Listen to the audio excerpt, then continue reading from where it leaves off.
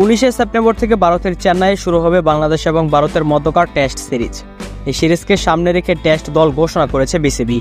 ইনজুরির জন্য দল থেকে বাদ পড়েছেন পেসার শরীফুল ইসলাম, দলে ফিরেছেন নাঈম হাসান। এছাড়াও প্রথমবারের মতো টেস্ট দলে জায়গা পেয়েছেন জাকের আলী অনিক।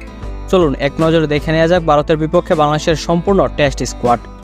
অধিনায়ক নাজমুল হোসেন শান্ত, সাদমান ইসলাম, জাকির হাসান, মমিনুল হক, মুশফিকুর রহিম, সাকিব আল হাসান, লিটন কুমার দাস, মেহেদী হাসান মিরাজ, জাকের আলী, তাসকিন আহমেদ, হাসান মাহমুদ, নাহিদ রানা, তাইজুল ইসলাম, মাহমুদুল হাসান জয়, নাঈম ইসলাম, খালেদ আহমেদ।